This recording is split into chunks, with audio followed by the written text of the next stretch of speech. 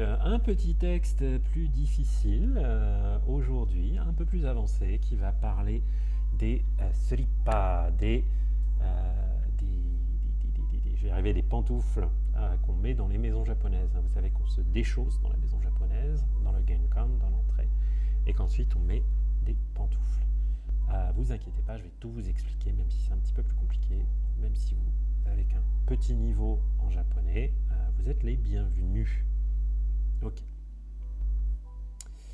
Et comme d'hab, n'oubliez pas, si ça vous plaît, si ça vous aide, un commentaire, un like, un follow, et pourquoi pas un cours avec moi.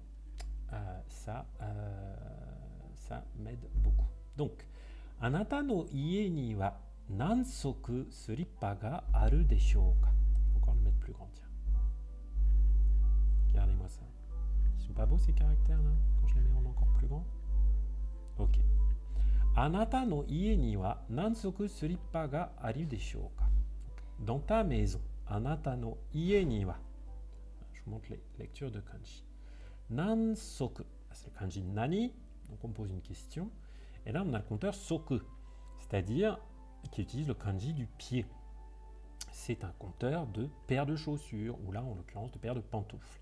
Nansoku srippa ga aru deshou ka. Combien il peut bien y avoir deshou ka, de paires de pantoufles dans ta maison, chez toi. Watashi no ie ni wa heya you ga kazoku no ninzuu bun, toire you ga 1足、全部で5足のスリッパがあります。On va commencer par la fin. Ne vous inquiétez pas, je vais vous montrer les lectures de kanji après. Zenbu de, au total. Faites bien la différence dans votre tête entre zenbu, complètement, et zenbu de, au total. Là, on est en train de compter. Là, on se pose la question sur combien de paires de pantoufles il y a dans une maison japonaise. Gosoku no srippa ga arimasu. Lui, il dit qu'il y a 5 paires. Ok. Et il les compte. Donc, watashi no ie, le kanji de la maison, dans ma maison, ni wa.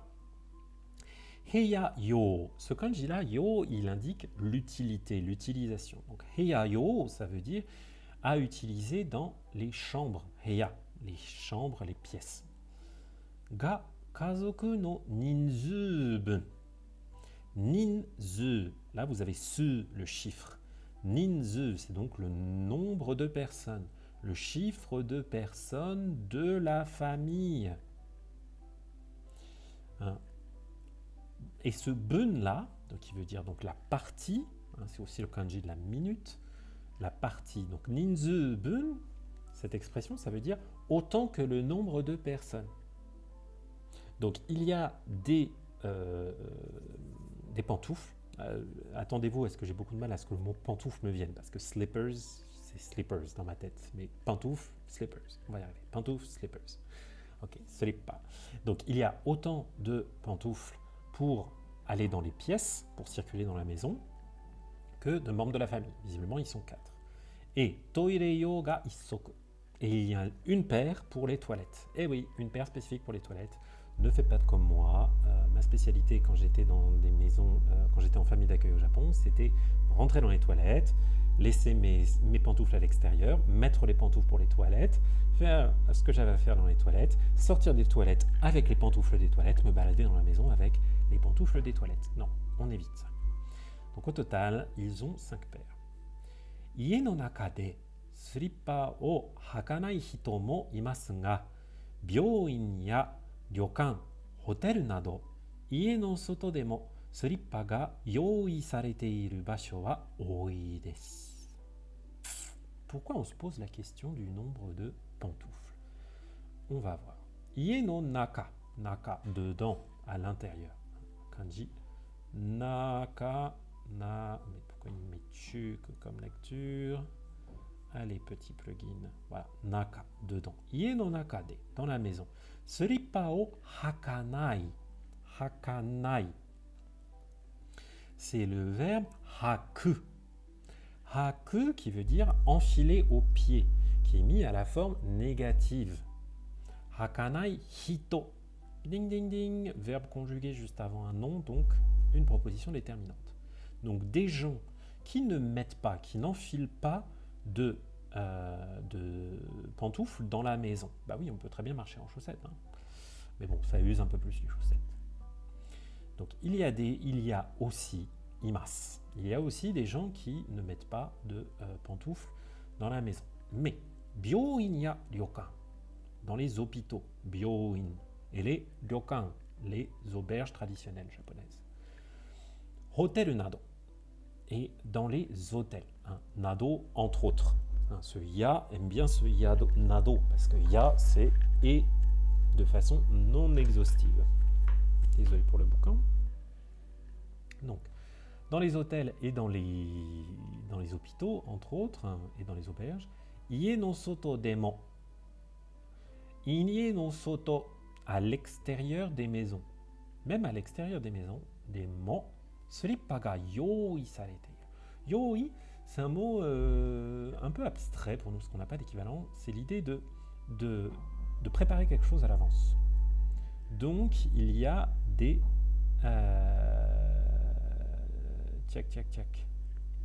Pardon, oui, excuse-moi, Ankylos Thomas, par rapport à ta question, il y a une seule paire dans les toilettes pour tout le monde.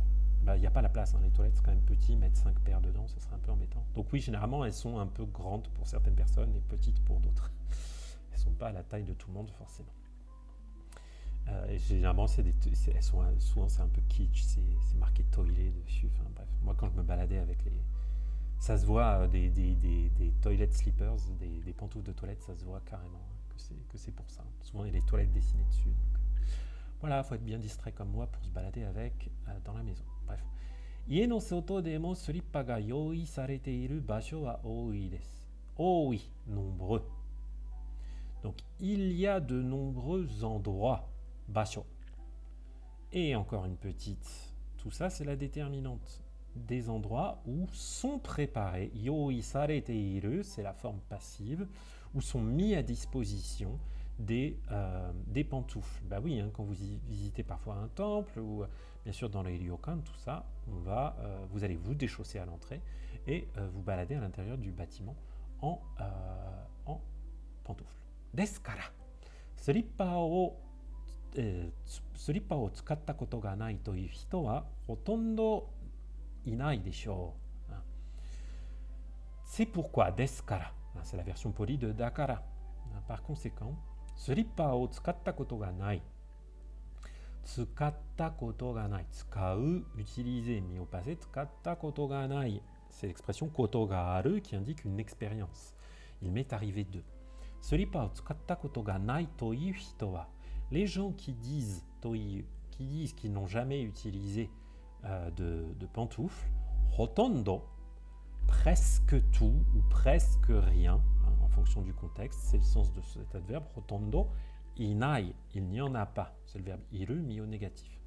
Inai desho, il doit y avoir personne au Japon qui va vous dire « Oh, moi je n'utilise jamais de pantoufles, c'est impossible. Hein, » C'est impossible quand on habite au Japon. Voilà un exemple de petite toilet slipper.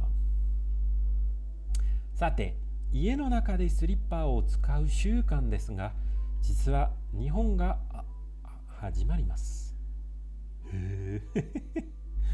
さて、sur ce. Alors, 家の中で、dans la maison, スリッパを使う、utiliser 習慣。習慣 c'est une habitude, une coutume. 習慣ですが、実は à vrai dire, 日本が始まります。Je trouve ça intéressant. On dit le Japon commence, hajimarimasu. Il commence vraiment à partir de cette coutume de mettre des pantoufles. Je ne sais pas si à ce stade, c'est un peu fumeux pour moi cette phrase. Est-ce qu'il implique que c'est que partout, dans tous les endroits où on met des pantoufles, c'est comme le Japon, quoi. Ok. 今から200年ほど前、avant、日本にヨーロッパの人々が大勢来るようになりました。今から200年ほど前、日本に、donc, à partir de maintenant, 200年ほど前、environ 200 ans 200 ans avant. Donc si on remonte 200 ans en arrière par rapport à maintenant. Nihon ni Yoruba no hitobito ga oze kuru you ni narimashita. Au Japon, Yoruba no hitobito ga, des personnes, hitobito, ce signe indique une répétition du mot précédent. C'est pas vraiment un kanji, je sais jamais trop comment on l'appelle ce signe. Je l'appelle dans ma tête le signe de la répétition. Vous pouvez l'avoir avec hitobito, samazama, nani nani, enfin bref. Ça indique une répétition. Donc des gens, hitobito. Ga oze kuru you ni narimashita. You ni naru, ça indique une évolution. Encore avec ce verbe naru. Oze, en grand nombre. Excusez-moi pour les petits bruits, j'espère que c'est pas trop désagréable. Donc, beaucoup de personnes, ça fait 200 ans que beaucoup de gens viennent au Japon depuis l'Europe.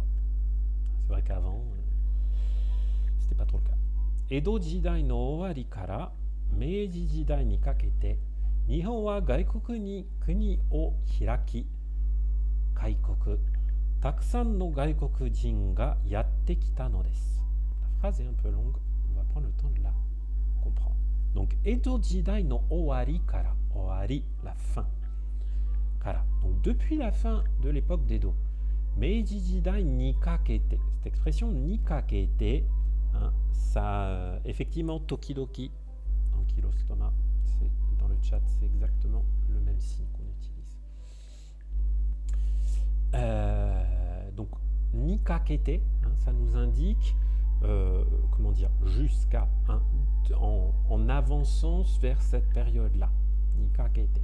Donc, de la période d'Edo jusqu'à la période Meiji, Nihon wa, et ensuite en allant vers la période Meiji, le Japon, gaikoku, l'étranger, ni kuni o hiraki. On a le verbe hiraku qui veut dire ouvrir. Le pays s'est ouvert à l'étranger, et on a appelé ça le kaikoku. C'était l'ouverture du pays. C'est le contraire du sakoku, qui était la politique dominante jusque-là, qui était la politique de fermeture. Ça voulait dire le pays enchaîné, fermé, cadenassé. Takusan no gaikokujin ga yatte kita no desu. Yatte kuru, yatte kita. C'est le fait de débarquer, d'arriver sans être particulièrement annoncé, sans qu'on vous attende. Donc, takusan no gaikokujin ga, donc de nombreux étrangers, ont débarqué au Japon, sont venus au Japon à partir de cette période-là. Tokoro ga, gaikoku no hito wa Nihon de wa kutsu o nugu toyu shukan ga aru to shirimasen deshita.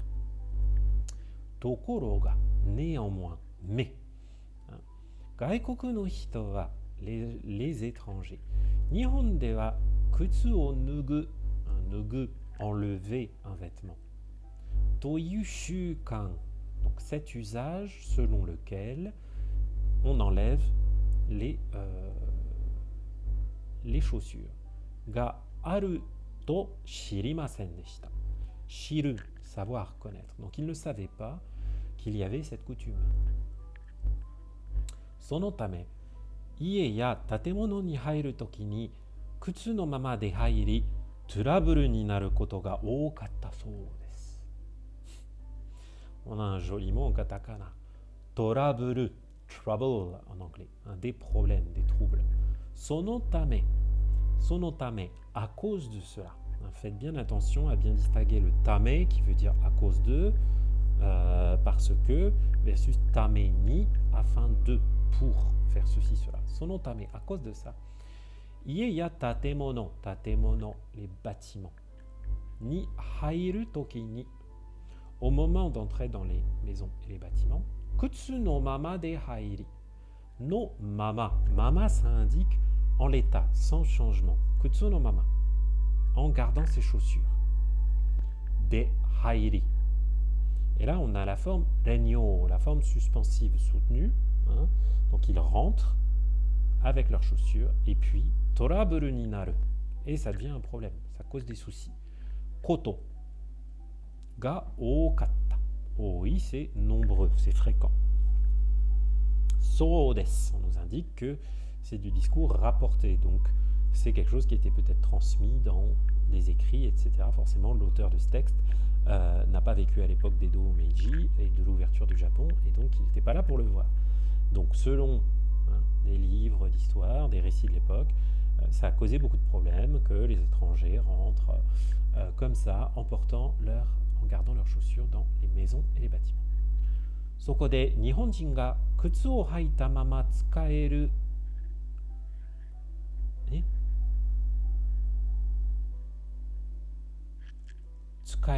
履物を作り、そうですね、履物、j'ai une petite hésitation entre kimono et hakimono を作り、外国人に使ってもらいました。Ok. Hakimono, on retrouve notre verbe haku qui veut dire enfiler quelque chose par le bas, comme un pantalon, comme des chaussures. Hakimono, donc c'est donc quelque chose qu'on peut mettre par le bas, donc peut-être des surchaussures, quelque chose comme ça. Donc soko de, à ce moment-là, Nihonjin ga, donc les Japonais, tsukuri, tsukuru, fabriquer, créer. Qu'est-ce qu'ils ont inventé? Ils ont créé kutsu o haita mama, encore ce mama, en gardant ses chaussures, tsukaeru hakimono. Ils ont inventé des choses qu'on pouvait mettre en gardant ses chaussures, qu'on pouvait mettre sur ses chaussures, donc des surchaussures, ou imaginez un peu comme parfois les sachets en plastique qu'on peut vous donner dans certains hôpitaux quand vous rentrez dans des zones un peu stériles où il faut rester absolument, il faut garder des sols immaculés, ne pas avoir d'impuretés. Donc ils ont inventé ça. Gakokujin ni tsukatte moraimashita. Là on a la forme te morau qui veut donc dire recevoir le bénéfice d'une action, te morau. Donc ils ont, on pourrait dire, demandé aux étrangers de les utiliser. Te morau, recevoir le bénéfice d'une action qui est réalisée par d'autres. Kore ga slippa no hajimari da to iwarete imasu. Ceci, kore ga slippa no hajimari da. Le commencement, hajimari, donc c'est le commencement, c'est le début des slippa, le début des pantoufles. To iwarete imasu. Iwarete iru, il est dit que, la forme passive de iu, dire. Donc voilà, c'est à cause des étrangers qu'il y a les slippa. Visiblement avant, les Japonais gardaient simplement leur tabi, leurs petites chaussettes aux pieds, et ça leur permettait de se déplacer à l'intérieur de la maison, ou alors certains étaient pieds nus. En tout cas, ils n'avaient pas besoin de mettre des choses par-dessus leurs chaussures. Je regarde juste, ouais, très bien, on va finir tranquillement. Kono hakimono wa touji no hon ni suripprusu to shoukai sarete imasu. Donc, touji, à cette époque, à ces moments-là. Donc ces chaussures, comment on pourrait dire, ces souliers, on va appeler ça, ces souliers, hakimono, touji no hon, dans les livres de l'époque, à ce moment-là, touji c'est à cette époque-là. Suripprusu, ils avaient carrément traduit ça, slippers, ils n'avaient pas juste fait slippa, ils avaient fait suripprusu, ils avaient vraiment essayé de garder le son de slippers en anglais. To, là le to de citation, shoukai, présenter quelque chose, introduire quelque chose, sarete imasu. Donc à l'époque, on parlait de suripprusu. Eigo no slippers ga nihonjin no mimi ni wa kono you ni kikoeta no deshou. Eigo, la langue anglaise, eigo no slippers, donc slippers en anglais, ga nihonjin no mimi, les oreilles japonaises, les oreilles des japonais, ni wa kono you ni, de cette façon, kikoeta, kikoeru, c'est le fait d'être audible, d'être entendu, no deshou. Donc ils disent, voilà, le mot slippers en anglais était entendu, était perçu ainsi par les oreilles japonaises. Sonogo, ichibu no nihonjin mo slippers o tsukau you ni nari, yagate kutsu o nuide, suashi de slippa o haku you ni narimashita. Sonogo, ensuite, après après cette introduction, Ichibu no Nihonjin mo, Ichibu, une partie. Ichibu no Nihonjin, une partie des Japonais mo, une partie des Japonais aussi, Suripuruzu o tsukau you ni nari. Yo ni naru, ça nous indique une évolution. On l'avait eu tout à l'heure aussi, cette expression. Qu'est-ce qui a évolué? Qu'est-ce qui a changé? Tsukau, on a utilisé. Donc, une partie des Japonais aussi se sont mis à utiliser ces slepuruzu. Yagate, et bientôt après peu de temps, kutsu o noide, ils se sont mis à enlever leurs chaussures, et suashide, et avec leurs pieds nus, surippa o haku, donc toujours ce haku qui signifie mettre par le bas, enfiler des chaussures ou un pantalon, yo ni narimashita. Très bien ce texte pour revoir la forme yo ni naru, qui montre qu'il y a eu une évolution et que ce n'est pas le fruit d'une décision consciente, ça s'est passé comme ça au fur et à mesure. Donc voilà, ils se sont mis à utiliser les pantoufles avec leurs pieds nus. Koshite, de cette façon. Surippa wa Nihon no seikatsu ni hirogari. De cette manière, les pantoufles se sont diffusées, on a le verbe hirogaru, s'étendre, se sont étendus dans la vie des Japonais, seikatsu, la vie quotidienne. Ima de wa sekai no iroiro na basho de tsukawareru you ni narimashita. Et maintenant, sekai no iroiro na basho de, dans différents lieux, dans différents endroits du monde, tsukawareru you ni narimashita. Encore ce yo ni naru. Maintenant, elles sont utilisées, tsukawareru, dans différents pays du monde. Donc la théorie de ce monsieur, je ne sais pas du tout si c'est vrai, ça me semble un peu fort de café, mais peut-être que je découvre ça avec vous, c'est que ça a commencé au Japon. Surippa wa Nihon no bunka to gaikoku no deai kara umareta totemo omoshiroi hakimono nano desu. Donc les pantoufles, Nihon no bunka, la culture japonaise bunka, to gaikoku no. Sur ce texte, ils sont un peu généreux sur la lecture de kanji. À un niveau N2, on n'aurait pas la lecture de bunka du tout, qui serait affichée comme ça. C'est trop facile, entre guillemets, pour du N2. Pour moi, ce texte est clairement bien pour un niveau... Ah mais oui, c'est pas du N2, c'est du N3. J'avais pas bien cliqué. Ouais, c'est bien du N3, c'est parfait. Parfait pour du N3 celui-là. Donc Nihon no bunka to gaikoku no deai, la rencontre, kara. Donc depuis la rencontre entre l'étranger et la culture japonaise, umareta, umareru, naître. Donc les pantoufles sont nées de cette rencontre entre la culture japonaise et l'étranger. Totemo omoshiroi hakimono nano desu. Et donc ça en fait des souliers, des choses qu'on met aux pieds particulièrement intéressantes. On est d'accord.